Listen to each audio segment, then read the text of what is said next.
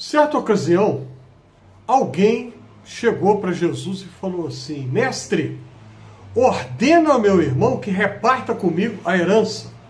Uma briga de família, né? Um irmão brigando com o outro por causa da herança dos pais. E aí Jesus responde: mas quem que me constituiu juiz para eu resolver essa questão? Em outras palavras, não é da minha conta, eu não tenho nada a ver com isso. Ninguém me designou autoridade para fazer isso aí. E aí Jesus prossegue e conta uma parábola.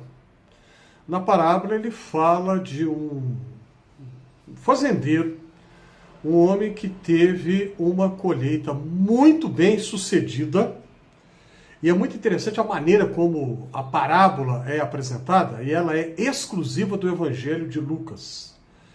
Que este homem, este fazendeiro que teve uma colheita muito bem sucedida, ele conversa com ele mesmo. É aquilo que tecnicamente é chamado de solilóquio, a pessoa conversando com ela própria. E aí ele diz: eu tenho agora o suficiente para muitos anos. Né? E ele falando com ele diz: você, ele se referindo a ele mesmo, você pode comer e beber e se divertir sem preocupação nenhuma. E aí a parábola é encerrada de uma maneira surpreendente, até mesmo assustadora. Porque o próprio Deus diz para aquele homem: você vai morrer essa noite. E tudo que você tem vai ficar para quem? Vai ficar com quem? E Jesus diz que a vida de um homem, a vida de uma pessoa, a vida de uma mulher, uma vida humana, não consiste na abundância dos bens que esta pessoa tem, que esta pessoa possui. Eu vou repetir, preste bem atenção. Jesus disse que a vida de um homem ou de uma mulher não consiste na abundância dos bens que esta pessoa possui. Esta é uma das palavras mais contraintuitivas que Jesus falou. Esta é uma das palavras mais difíceis que Jesus falou. Porque nós vivemos na sociedade capitalista, na qual a vida de uma pessoa consiste na abundância dos bens que ela tem. Ou seja, Jesus aponta para uma direção, a sociedade capitalista aponta para outra, diametralmente oposto. Você está seguindo o que eu estou falando? Está acompanhando a sequência do meu raciocínio aqui? O que Jesus fala é totalmente o contrário do que a sociedade capitalista apresenta, em que a pessoa vale pelos bens que ela possui. Este é o único valor que importa, ter dinheiro. E aí muitas pessoas fazem até coisas horríveis.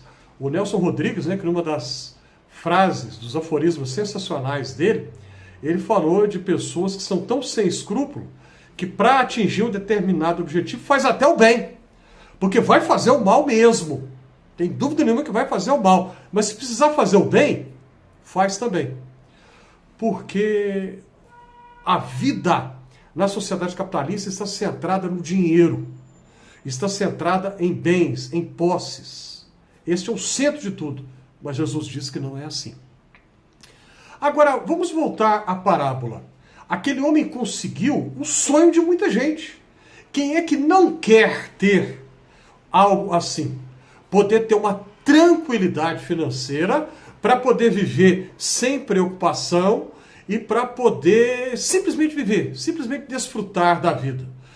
A maioria absoluta das pessoas do nosso país não consegue isso com a sua aposentadoria, por exemplo.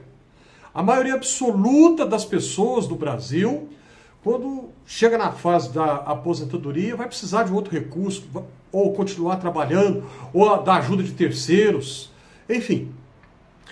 Por vários motivos que não vem ao caso aqui agora falar, não é esse o meu objetivo.